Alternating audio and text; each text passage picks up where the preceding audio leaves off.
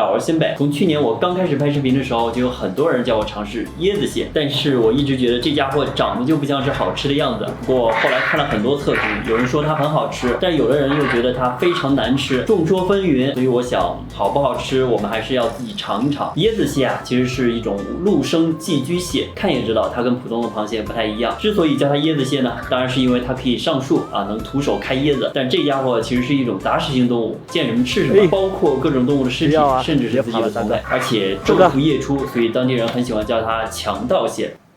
它抢你小鱼干，就这么忍啦？那么今天我们主要搞清楚2件事情：第一，这家伙到底有没有椰子味；第二，它的出肉率到底有多少。我也想搞清楚这2000块钱到底买了多少肉。这椰子蟹啊，看着张牙舞爪的很凶，但其实抓它很简单，抓住它这2条最长的腿，往脑门后面一别，哎，你看老实了吧？这种大型的螃蟹啊，我们烹饪之前还是给它放血。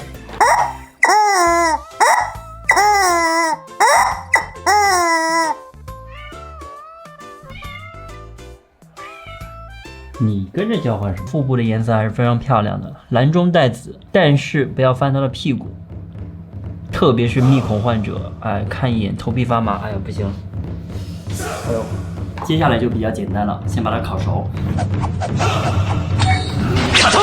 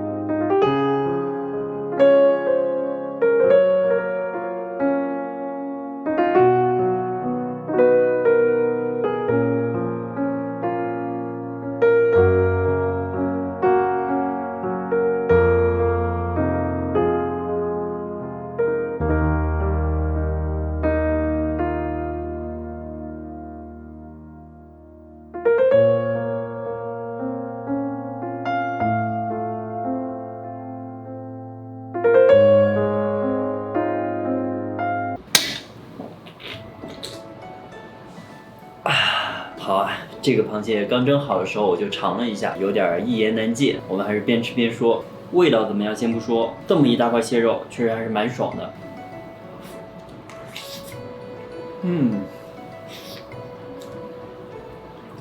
刚才我尝的时候没有蘸料，它本身的味道确实非常一般，鲜度、甜度都很低，而且也没什么椰香味儿，我反正是吃不出来。当时觉得应该是我吃过最难吃的蟹肉，但是加了蘸料之后呢，吃起来确实还不错。蟹肉其实还好，我最想吐槽的是蟹膏，而且这个蟹膏的缺陷我估计是盖不住的。椰子蟹甲螺烧。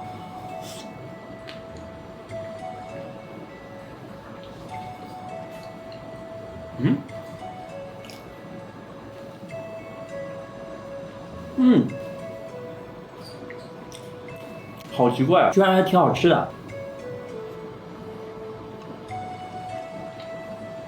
跟刚才体验完全不一样，它入口居然是苦的，这苦味还伴着一股，绝对不是椰香啊，我觉得有点像煤油的那股味道，我也不记得煤油具体是什么味儿啊，反正那个味道就是让我想起了煤油。再接着开始回甜，但是这种甜它又不是蟹的鲜甜，给我的感觉更像是化学品啊糖精的那种甜，我当时真的特别懵逼。但是做成甲螺烧之后呢，居然发生了非常奇妙的变化，蟹肉蟹膏融合，再经过炭烤，蟹膏那种奇怪的味道就淡化了很多，反而成了它的特色。所以这个甲螺烧我本来也不抱什么期望，但是没想到居然脱胎换骨了。甲螺烧配着烤吐司。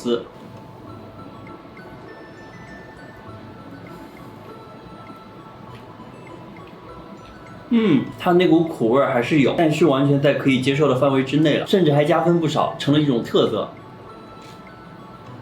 所以说这个椰子蟹还是非常适合甲螺烧这种做法的，但是如果直接清蒸吃的话，你可能会非常非常失望。就失望到什么程度呢？就这个螃蟹摆在这儿不收钱啊，叫我白吃我都不吃。我当时的感觉就是这样，但是没想到做成甲螺烧还是挺不错的。但是2000块钱买这么一只，我还是觉得血妈亏，2000块钱可以买一只10斤的帝王蟹，而且买回来直接清蒸就可以了。这个椰子蟹清蒸真的是有点不敢恭维。好啦，那么今天的视频就到这里吧。如果你喜欢我的视频呢，不要忘记帮我点一个赞。